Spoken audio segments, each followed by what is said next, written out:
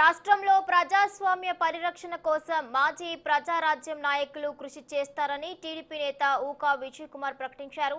YSR Congress party అరాచక పాలనకు తిరుపతిలో శాంతి స్థాపనతో చరమగీతం పాడుతామని ఆయన చెప్పారు. ఇక పూర్వ ప్రజారాజ్యం పార్టీ నేతల ఆత్మీయ సమావేశం తిరుపతి సమీపంలోని ఓ ఫంక్షన్ హాల్లో జరిగింది.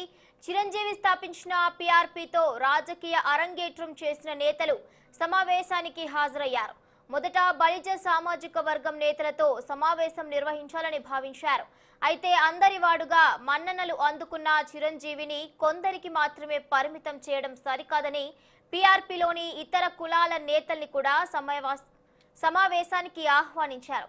రాష్ట్రంలో ప్రజాస్వామ్యం పరిరక్షణకు చిరంజీవి అభిమానులుగా పోరు సాగించాలని సమావేశం తీర్మానించింది. ఇక ఇలాంటి సమావేశాలు రాష్ట్ర వ్యాప్తంగా నిర్వహిస్తే బాగుంటుందని సమావేశం అభిప్రాయపడింది.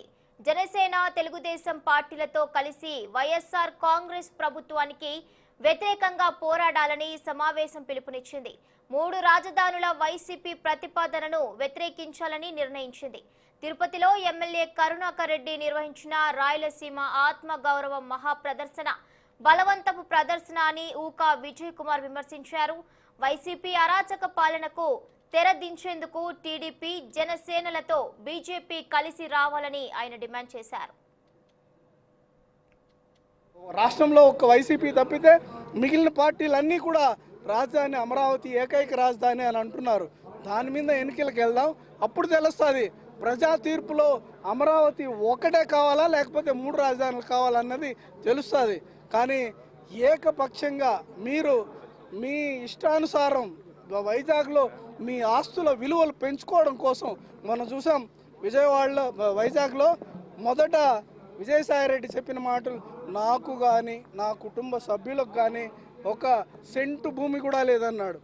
మరి ఈరోజు ఇన్ని అక్రమాలు బయటకు వస్తూ ఉంటే వాళ్ళ అమ్మాయి పేరుతో వాళ్ళ అల్లుడి పేరుతో కంపెనీలతో భూములు ఉంటే మా అమ్మాయికి ఉంటే నేను దానికి బాధ్యుడా అంటున్నాడు. అంటే నీ కుమార్తె నీ కుటుంబ సభ్యురాలు కాదా? నీకు ఆ రోజు తెలియదా నీ కుటుంబ సభ్యురాలు రియల్ ఎస్టేట్ వ్యాపారంలో ఉన్నారు అని? నీకు తెలుసుంటే నువ్వు చెప్పు, నేను 1 సెంటు భూమి కూడా కొనను అని చెప్పు. అలాగే నిన్న జరిగినటువంటి రాయలసీమ ఆత్మగౌరవ సభ పేరుతో తిరుపతి ఎమ్మెల్యే గారు, నిజంగా మీకు మనసాక్షి అనేది ఒకటి ఉంటే రాయలసీమలో కర్నూలులో హైకోర్టు పెట్టినంత మాత్రాన ఈ రాయలసీమ అభివృద్ధి చెందుతుందా అని నేను మిమ్మల్ని సూటిగా ప్రశ్నిస్తున్నా. ఏమొస్తుంది? రాయలసీమలో హైకోర్టు కర్నూలులో పెట్టినంత మాత్రాన రాయలసీమ ప్రజలకు ఒరిగేదేముంది? రాయలసీమ ప్రజలు ఎట్లా ఉత్తరాంధ్ర పార్టీల